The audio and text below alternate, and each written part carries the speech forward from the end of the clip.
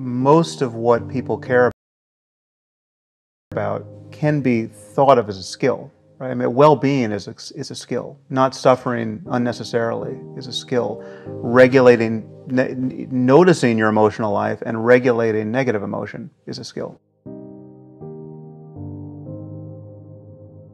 The moment you begin practicing mindfulness, which is just learning to pay close attention to the nature of your experience. You're not adding anything to your experience. You're just noticing what it's like to be you moment to moment, but in a way that is not reactive. You're not grasping at what's pleasant or pushing what's unpleasant away. You're just, to make this concrete, I mean, let's say you have a fear of public speaking, right? So you're about to go out on stage and you feel anxiety.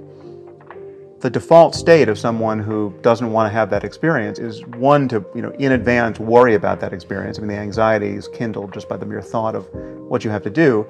Then, once you feel the butterflies, you are at war with them, right? Your mind contracts around it.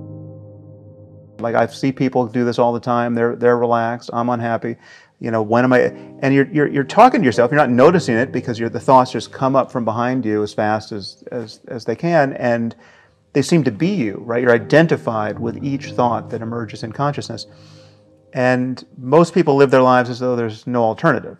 We're not given a rule book for how to operate a human mind, right? And there's no place in a normal education where it's even indicated that there's an alternative here. And so we kind of stumble out into adulthood, more or less assuming that we'll always have the minds we have, and that really there's, the only thing we can do to really upgrade our firmware is to just add new content. We can read books, we can develop interests, but there's nothing at the sort of root level of our emotional and cognitive life that can change. And so mindfulness is a way of kind of dropping a little bit lower and realizing, so in this case, if you're feeling anxiety, there's actually a place from which you can just feel it, right? And be actually indifferent to it or anything else you could be feeling. I mean, just notice that there's even an unpleasant sensation.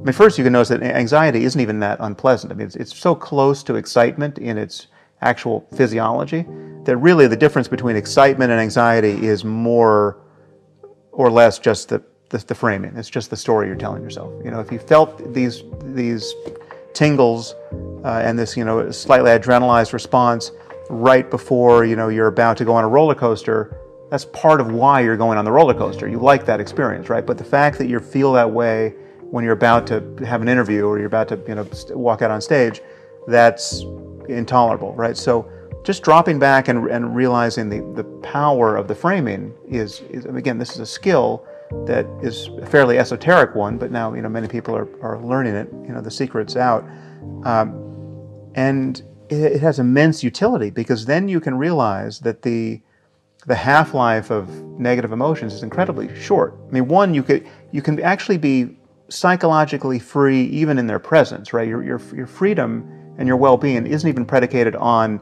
getting rid of the physiology, right? Like it can still be there, but if you're not continually thinking about all the reasons why you should be anxious, the physiology dissipates very, very quickly. And that's true for anger, it's true for anything that is classically negative. Now, if we're talking about a clinical depression, it's useful to say that there's a physiology to this that can be driven from below in a way that's not narrowly responsive to their thinking, right? So it'll tend to produce depressive thoughts, and the depressive thoughts will tend to feed back on the state. And everything else that is good to do that people sort of lose their commitment to doing at the worst possible time should be done. I mean, you have to sort of get behind yourself and push to exercise and to socialize and to do things that you may not want to do because those are good for you and help can break you out of it. But the normal range of psychological suffering, not clinical depression, but just feeling like, life sucks and you're a failure and there's nothing, it's like you're stuck. That is a story of telling yourself a story. You're thinking, and you can either become more and more mindful of that and interrupt that more and more, and it should be you can reframe this continually and tell yourself a better story. Right? You can actually just engineer, you can change the code that you're running moment to moment. And I mean, just a very simple one, which I use, and I actually recently recorded this in a lesson on the app. Just gratitude, just thinking.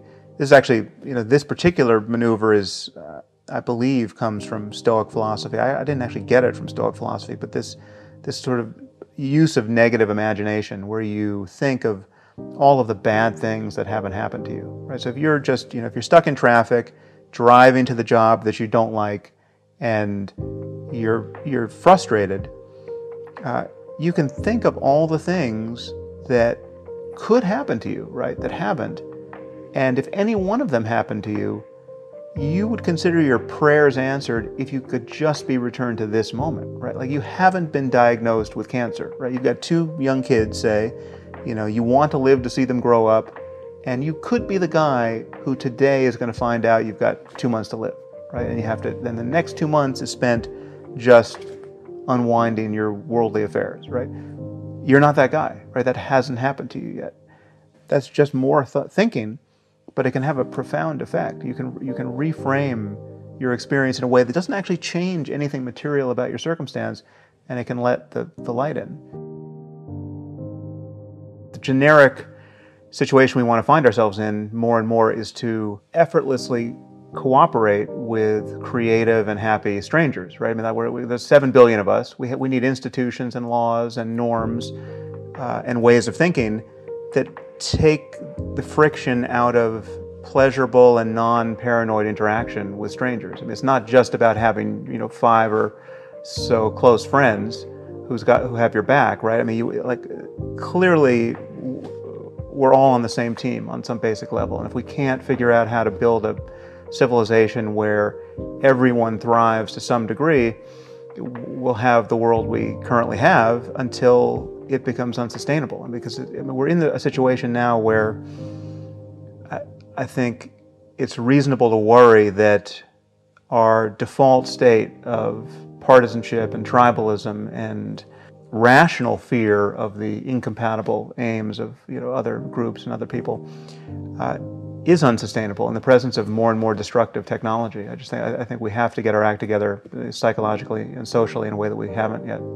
It may be useful to have a slightly delusional, self-serving bias, right? To think you're coming off better than you are. Like, it may give you more enthusiasm for your life and more confidence. But anything that's too out of register is just delusion, right? And other people notice, and other people treat you like somebody who's just not tracking reality. And so I think we want our beliefs to be true in some basic sense. And therefore, we want to be open to new evidence and better arguments perpetually, right? Because if you close yourself off, if you say, well, listen, I'm done thinking about reality, and I know what's true, then again, when more data comes in, when something's surprising, when one of your intuitions proves to be faulty, if you can't error correct, again, you're just going to fall out of alignment with what's going on in the world and what other people think is true as well. So really the only mechanism we have to do that is human conversation. Right? We have to be open to having other people point out errors in our thinking, and in the conversation we have with ourselves, we have to do likewise.